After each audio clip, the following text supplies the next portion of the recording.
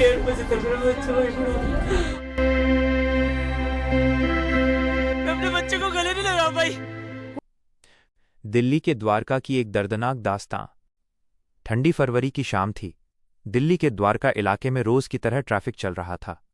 Office से लौटते लोग, कॉलेज के छात्र, सड़क किनारे चाय की दुकानों पर खड़े लोग, सब अपनी अपनी दुनिया में व्यस्त थे।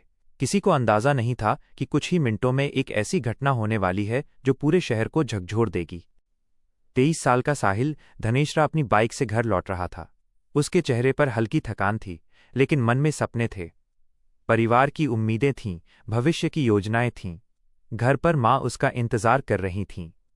उन्हें क्या पता था कि ये इंतजार अब कभी खत्म नहीं होगा। उसी समय दूसरी तरफ एक काली एसयूवी तेज रफ्तार में सड़क पर दौड़ रही थी। गाड़ी चला रहा था 17 साल का एक नाबालिग लड़का। उसके पास वैध ड्राइविंग लाइसेंस नहीं था। साथ में आगे की सीट पर उसकी बहन बैठी थी। मोबाइल कैमरा ऑन था। सोशल मीडिया के लिए एक रील बनाई जा रही थी। तेज रफ्तार, म्यूजिक, स्टाइल और दिखावा। शायद उन्हें लगा होगा कि ये बस एक और रोमांचक वीडियो होगा जिसे लोग लाइक और शेयर करेंगे। लेकिन सड़क पर रोमांच और लापरवाही के बीच की दूरी बहुत कम होती है। प्रत्यक्षदर्शियों के अनुसार एसयूवी असामान्य रूप से तेज थी।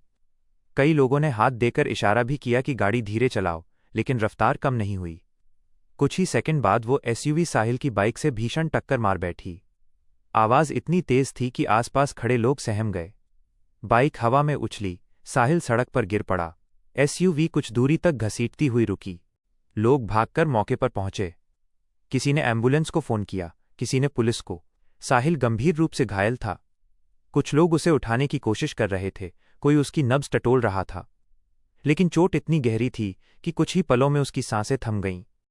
दूसरी ओर एसयूवी से निकले किशोर और उसकी बहन घबराए हुए थे। मोबाइल अभी भी रिकॉर्डिंग मोड में था। वो वीडियो जो कुछ मिनट पहले कूल लग रहा था, अब एक सबूत बन चुका था। पुलिस मौके पर पहुंची। इलाके को घेर लिया गया। गाड़ी को जब्त किया गया। शुरुआती जांच में सामने आया कि चालक नाबालिग है और उसके पास ड्राइविंग लाइसेंस नहीं है। आसपास के सीसीटीवी फुटेज और मोबाइल वीडियो को भी कब्जे में लिया गया।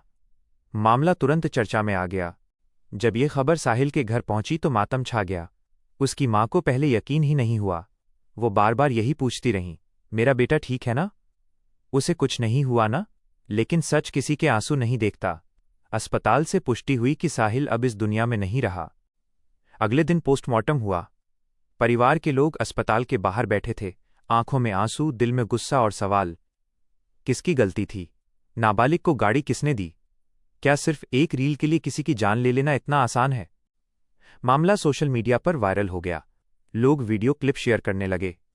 कुछ लोग नाबालिग ड्राइवर की आलोचना कर रहे थे, तो कुछ माता पिता की जिम्मेदारी पर सवाल उठा रहे थे।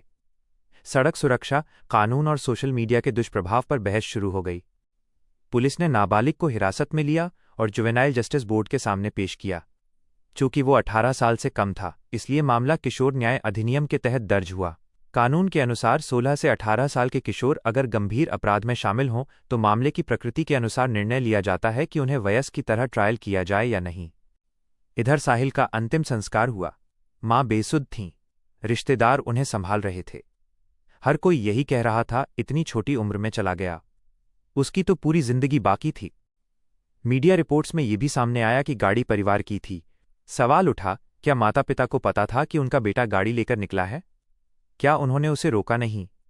क्या यह सिर्फ एक क्षणिक गलती थी या लापरवाही की लंबी श्रृंखला? स्थानीय लोगों ने सड़क पर प्रदर्शन किया। उन्होंने मांग की कि दोषी के खिलाफ सख्त कार्रवाई हो। कई लोगों ने कहा कि नाबालिगों को वाहन देना बंद होना चाहिए और ऐसे मामलों में अभिभावकों को भी जिम्मेदार ठहराया जाना चाहिए। कानूनी प्रक्रिया आगे बढ़ी। जांच में मोबाइल फोन की फोरेंसिक जांच की गई। ये देखा गया कि क्या वाकई रील बनाई जा रही थी, क्या गाड़ी की रफ्तार निर्धारित सीमा से ज्यादा थी, क्या किसी और ने उकसाया था। पुलिस ने आईपीसी की संबंधित धाराओं के तहत केस दर्ज किया। साहिल के दोस्तों ने बताया कि वो मेहनती था, अपने परिवार के लिए कुछ बड़ा करना चाहता था। वह अक्सर कहता था कि एक दिन अपनी मां को बड़ा घर दिलाएगा। उसकी योजनाएं, उसके सपने सब एक पल में खत्म हो गए। ये घटना सिर्फ एक सड़क हादसा नहीं रही, ये एक सामाजिक बहस बन गई। क्या सोशल मीडिया की होड़ युवाओं को जोखिम लेने पर मजबूर कर रही है? क्या लाइक्स और फॉलोअर्स की चाहत जिंदगी से बड़ी हो गई है? विशेषज्ञों ने कहा कि किशोरावस्था में रोमांच की चाह ज्यादा होती है। अगर सही मार्गदर्शन न मिले तो युवा गलत फैसले ले सकते हैं। लेकिन साथ ही उन्होंने ये भी कहा कि कानून और परिवार की जिम्मेदारी बराबर है। कुछ दिनों बाद खबर आई कि नाबालिग को अंतरिम जमानत दी गई है क्योंकि उसकी बोर्ड परीक्षा नजदीक थी। ये सुनकर साहिल के परिवार में और आक्रोश फैल गया। उनकी मां ने कहा, मेरे बेटे की जिंदगी की कोई कीमत नहीं, परीक्षा ज्यादा जरूरी है या इंसान की जान। मामला अदालत में विचाराधीन है, जांच जारी है। लेकिन एक परिवार की दुनिया उजड़ चुकी है। हर शाम जब सड़क पर ट्रैफिक चलता है, हॉर्न बजते हैं, लोग हंसते बोलते घर जाते हैं, तब उस सड़क का एक कोना शायद उस टक्कर की गूंज याद करता होगा। यह कहानी हमें कई सवालों के सामने खड़ा करती है। क्या हम अपने बच्चों को सही जिम्मेदारी सिखा रहे हैं? क्या कानून का डर पर्याप्त है? क्या सोशल मीडिया प्लेटफॉर्म्स को भी ऐसे खतरनाक कंटेंट पर सख्ती नहीं करनी चाहिए? साहिल की मां अब भी दरवाजे की तरफ देखती हैं, जैसे उनका बेटा अभी अंदर आएगा और कहेगा, मां मैं आ गया। लेकिन दरवाजा अब सिर्फ हवा से हिलता है। एक रील, कुछ सेकंड की लापरवाही और एक जिंदगी खत्म। दिल्ली की वो सड़क आज भी वहीं है। ट्रैफिक चलता है, गाड़ियां दौड़ती हैं। लेकिन उस रात की कहानी लोगों के दिल में दर्ज हो चुकी है, एक चेतावनी की तरह। ये सिर्फ साहिल की कहानी नहीं है, ये हर उस परिवार की कहानी है जो अपने बच्चों को सुरक्षित घर लौटते देखना चाहता है।